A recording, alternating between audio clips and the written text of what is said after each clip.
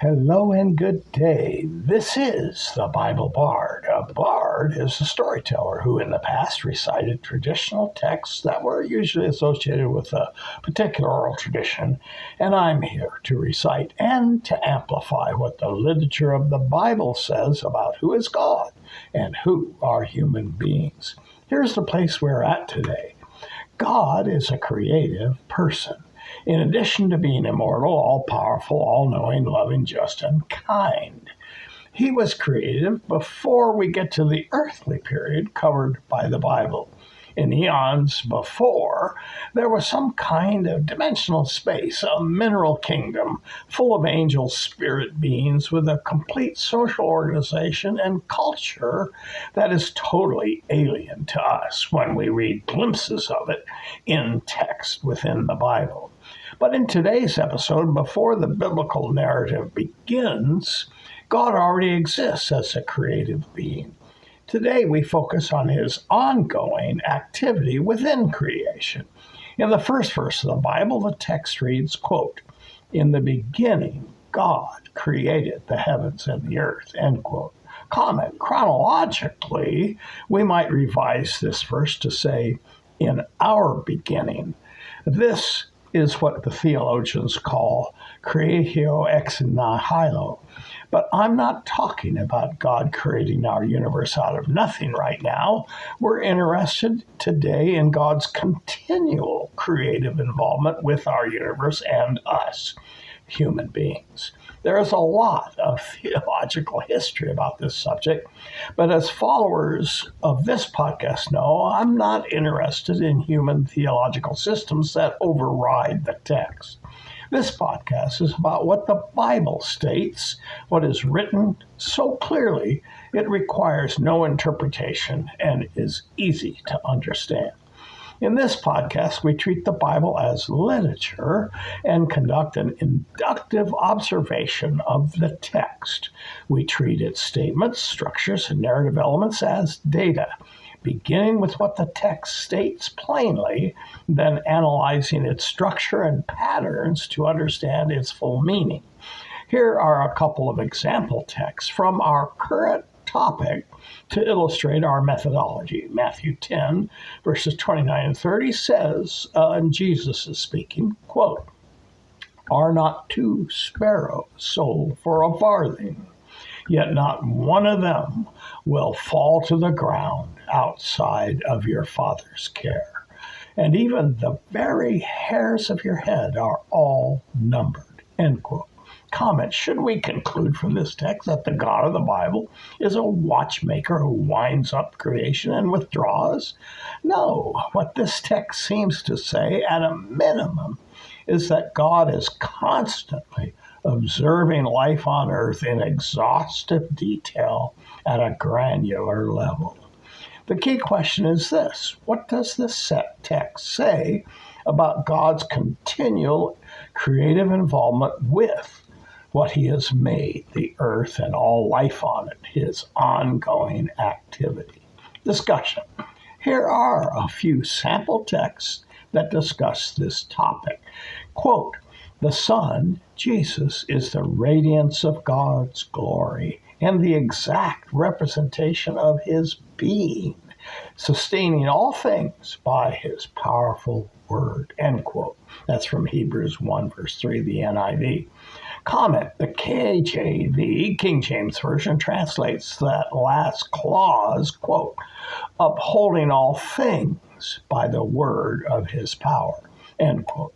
Believers in God might think that after being created, the universe with some kind of mechanical coherence can just keep running, like an idling automobile. But that is a human thought. The biblical thought is that as an ongoing action, God continually sustains creation each moment of time. And if he stopped doing so, even for a moment, the universe would snap out of existence and cease to exist. Colossians 1:17 says, quote, "He, Jesus, is before all things, and in him all things hold together," end quote. Acts 17:24 states, quote, "The God who made the world and everything in it is the Lord of heaven and earth. He himself gives life and breath and everything else," end quote. Comment, the concept here appears to be that every creature's life, think from the microscopic to the vegetable, animal, and human, and each breath within the lifespan of that creature depends upon God's continual creative activity. And everything else in the sentence, that part of the sentence that says everything else, includes every visible and invisible component of the universe, whether it is a necessary component upon which human life appears to depend, or whether it exists only because it pleases God as an object of his creative power. Now let's look at another sample text. Nehemiah 9, verse 6 exalts God, stating, quote, "You made the heavens, even the highest heaven, with all their starry hosts, the earth and all that is on it, the seas and all that is in them. You give life to everything." That's from the NIV. Comment, the KJV translates that last clause, "and thou preservest them all." The idea again is that God actively maintains the cosmic order.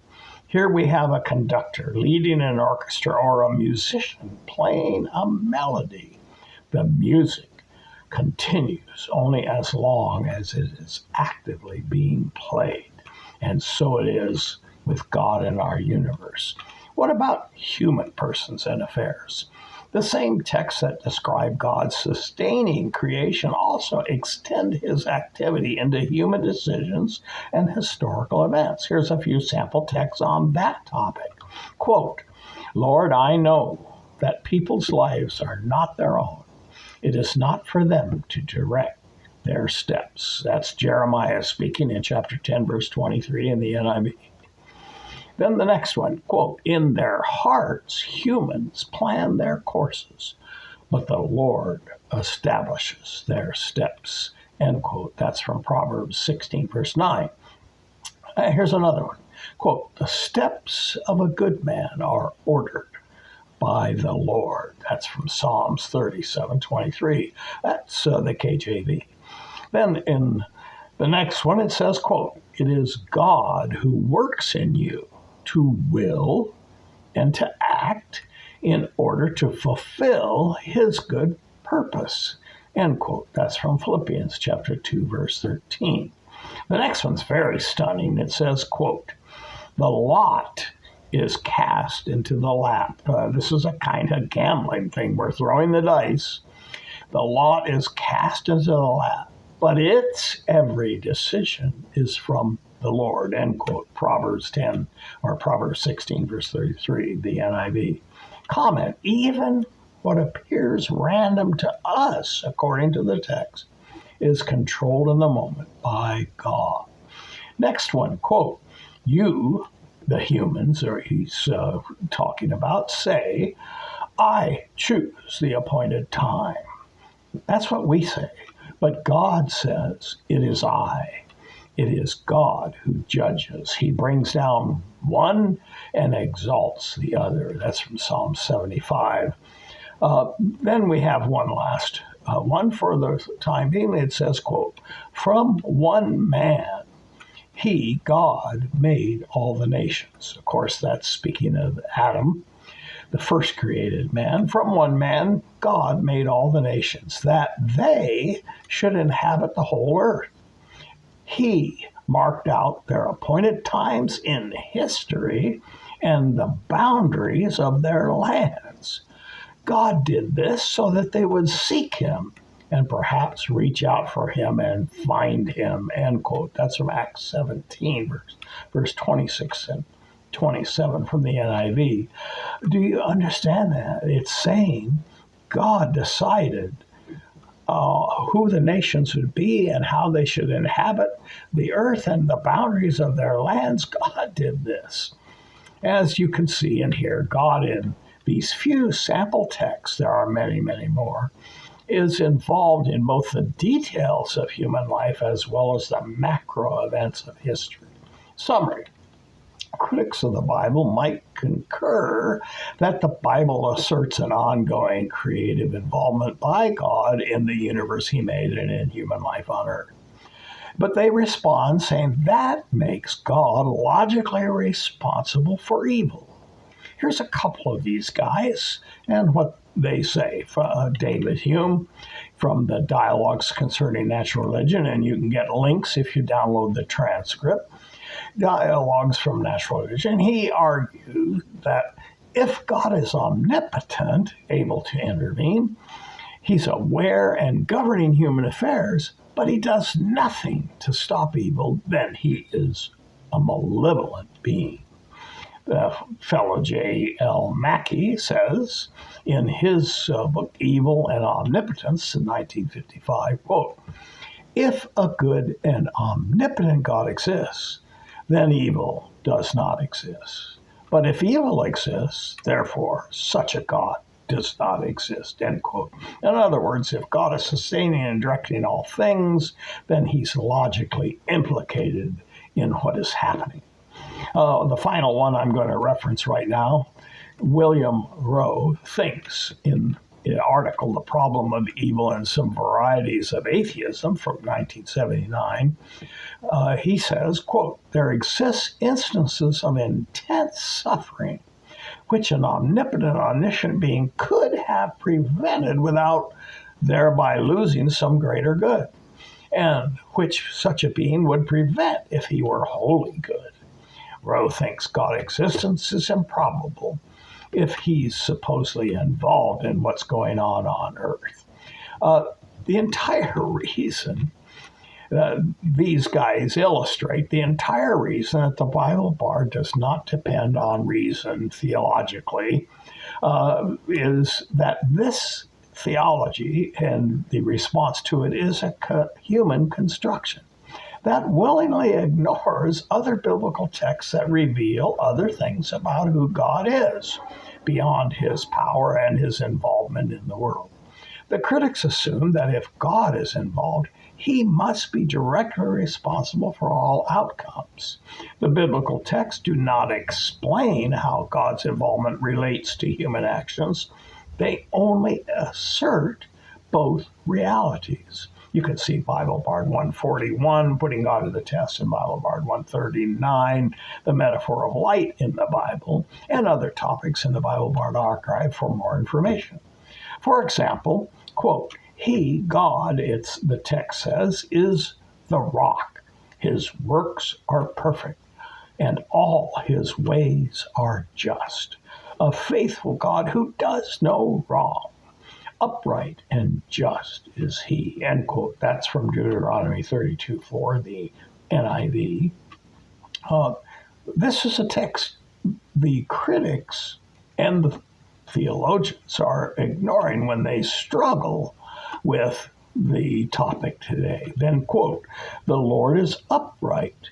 He is my rock, and there is no wickedness in him.